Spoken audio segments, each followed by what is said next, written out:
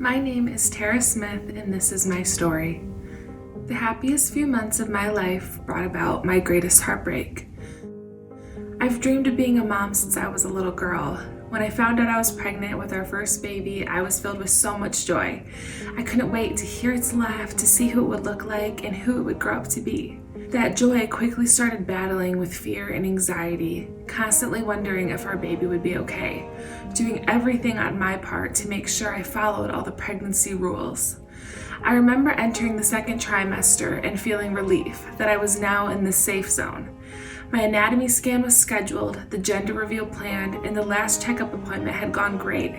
I got to hear the heartbeat for the first time and watch our wiggle worm dance around the screen and even suck on its thumb. Everything was going perfect, until it wasn't.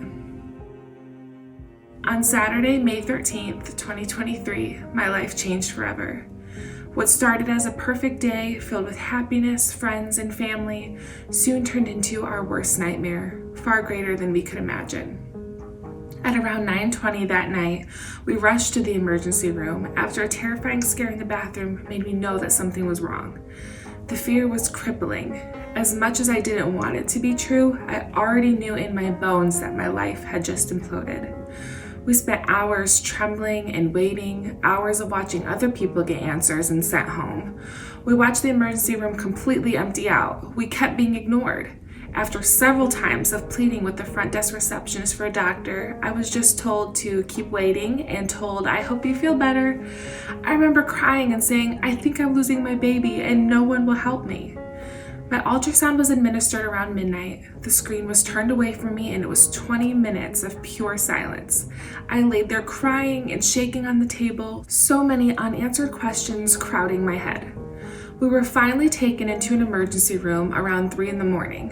I have never been more mentally, emotionally, and physically exhausted.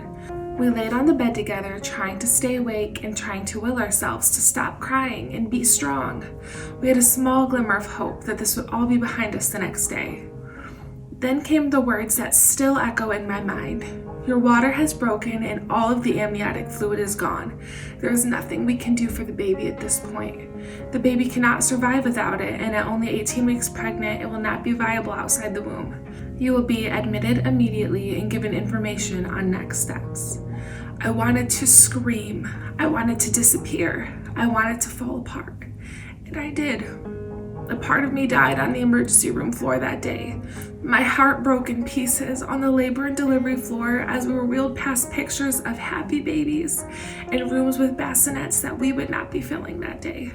This did not feel like my life. It felt like I was out of my own body, watching someone else's nightmare play out. We were greeted by nurses and doctors who grieved with us and went above and beyond to comfort us. Within 10 minutes, they were talking about funeral options. My body couldn't function at that point, and looking back, I'm not sure how we continued. God took over in that room and carried us through when we could hardly breathe. I always knew labor would be hard, but being in labor knowing you would soon deliver a sleeping baby is unimaginable. Nothing could have prepared me for that. And through that all, I thought the most painful part would be the end. Holding our sleeping baby. I was wrong. My heart ached with more love than I thought I could for my sweet boy. He would never experience sorrow, pain, or fear. He was perfect. Our sweet baby left quickly and without pain. The heartbeat was gone after mere hours. He didn't have to suffer for days as we'd feared. He left suddenly, with no warning, and he took a piece of me with him. At 5:38 p.m. on May 14th, I became mom to William on my very first Mother's Day. "It's a boy," the doctor said. And in that moment, I knew I would never get to see my husband play sports with him, teach him how to be a gentleman, or be the best dad like I knew he would be. Initially, it felt so cruel to have gone through something so terrible on a day made to honor mothers. This was not how I pictured my motherhood to start. But even still, even in this heartache, it reminds me that I'm still a mom. I missed being pregnant and I felt empty. The number one priority of a mother is to protect her child, and I've struggled with so much guilt knowing that I couldn't do that my body failed him. I remember trying to delay being discharged. I didn't want to leave.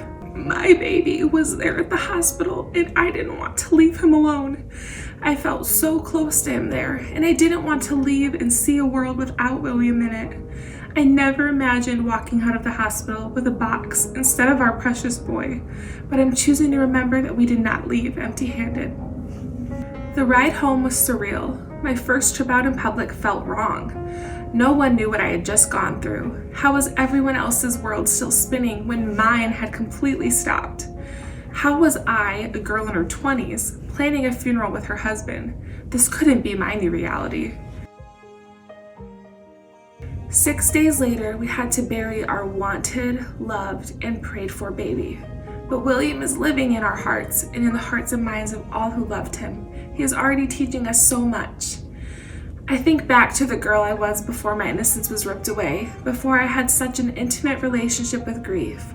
I think about the girl who was so giddy to see those 2 pink lines, who had countless hopes and dreams, who thought tragic endings only happened in movies or to people who weren't me.